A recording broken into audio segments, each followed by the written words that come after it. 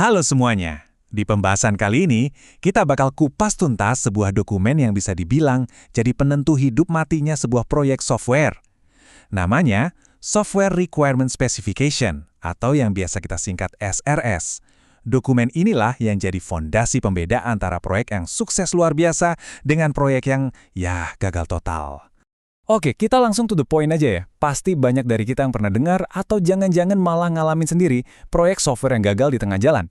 Tapi, kita pernah nggak sih berhenti sejenak dan bertanya, sebenarnya akar masalahnya tuh di mana?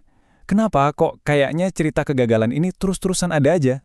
Gejalanya tuh biasanya itu-itu aja, dan kita pasti familiar deh. Mulai dari lingkup proyek yang tadinya segini, tiba-tiba jadi segitu, bengkak terus, anggaran yang meledak, jadwal yang molor terus-terusan, dan yang paling parah, kliennya kecewa berat karena produk jadinya ternyata nggak menyelesaikan masalah mereka.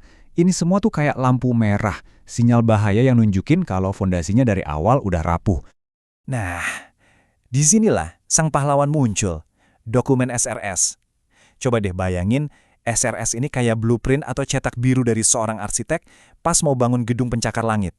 Tanpa blueprint yang super detail dan disetujui bareng-bareng, ya mustahil kan bangunannya bisa berdiri kokoh. SRS ini tugasnya persis kayak gitu. Dia ngejelasin secara rinci apa yang bakal dikerjain sama software dan gimana ekspektasi performance-nya nanti. Oke, jadi kenapa sih dokumen ini sepenting itu? Yuk kita bedah lebih dalam lagi tujuan utama dari SRS. Karena ngerti ini tuh sama aja kayak kita mencegah kebakaran bahkan sebelum apinya muncul. Intinya ada 5 tujuan fundamental dari SRS. 1. Dia itu jadi semacam kontrak yang menyatukan pemahaman antara klien dan developer. 2. Ini adalah peta jalan yang jelas buat para developer. 3. Jadi kitab suci buat tim tester buat bikin skenario pengujian. 4. Berfungsi sebagai benteng buat ngelola permintaan perubahan. Dan yang kelima, ini nih yang penting banget buat sisi bisnisnya, SRS jadi dasar buat ngitung estimasi biaya dan jadwal yang realistis. Nah, sekarang kita coba operasi dokumen SRS-nya. Kita lihat anatominya. Apa aja sih isi perutnya, biar sebuah SRS bisa dibilang lengkap dan benar-benar efektif. Ini semua demi mastiin nggak ada celah atau area abu-abu yang bisa jadi bom waktu di kemudian hari. Dan tabel ini nunjukin dengan jelas banget, ini bukan cuma soal kelengkapan dokumen, tapi soal risiko nyata. Coba lihat, kalau kebutuhan fungsionalnya aja bolong, fitur utamanya bisa-bisa nggak ada. Atau, kalau kebutuhan non-fungsionalnya diabaikan, ya siap-siap aja dapat aplikasi yang super lemot dan gampang dijebol. Kalau interface-nya nggak jelas, sistemnya jadi nggak bisa ngobrol sama sistem lain. Intinya, setiap bagian ini tuh krusial, nggak ada yang bisa dianggap remeh. Terus gimana dong cara bikin dokumen anti gagal ini? Nah enaknya, kita nggak perlu mulai dari nol, nggak usah nemuin roda lagi. Udah ada standarnya, kayak IEEE/ISO/IC 21948, yang ngasih kita semacam resep atau kerangka kerja yang udah terbukti ampuh buat bikin SRS yang solid. Biasanya struktur standar itu dibagi jadi 3 bagian besar. Kita mulai dari yang pertama dulu ya, bagian pengantar. Anggap aja ini halaman judul dan kata pengantar dari sebuah buku yang ngasih gambaran awal dan nentuin konteksnya. Isinya apa aja? Ya, ada tujuan dokumennya, terus ruang lingkup produk. Ini penting buat nentuin batasan, mana yang dikerjain dan mana yang enggak. Terus yang enggak kalah penting, ada glosarium. Ini kayak kamus kecil buat proyek kita, biar semua orang dari klien sampai developer ngomong pakai bahasa yang sama dan enggak salah paham. Lanjut ke bagian kedua, deskripsi umum. Kalau tadi itu baru gerbangnya, bagian ini tuh kayak kita ngeliat maket atau miniatur proyeknya. Kita dapat gambaran besarnya dari atas, nunjukin gimana sistem ini bakal berfungsi di dunia nyata.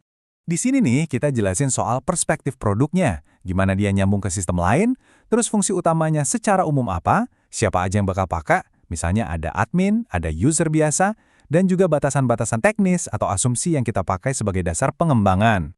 Dan sekarang kita sampai di bagian paling inti, jantungnya dokumen SRS. Bagian ketiga, kebutuhan spesifik. Disinilah semuanya jadi detail, jadi teknis, dan nggak boleh ada lagi area abu-abu atau ruang untuk interpretasi.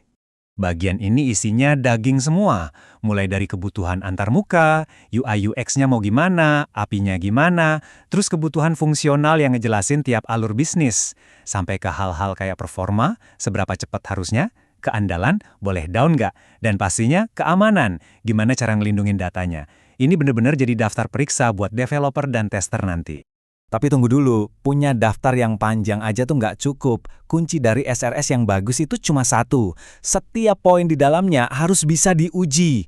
Benar-benar bisa diukur. Kalau nggak, ya sama aja bohong. Cuma jadi angan-angan. Nah, ini contoh paling sempurna. Lihat yang buruk. Sistem harus cepat. Cepat itu apa? Cepat menurut saya sama menurut Anda bisa beda kan? Nggak jelas. Sekarang bandingin sama yang baik.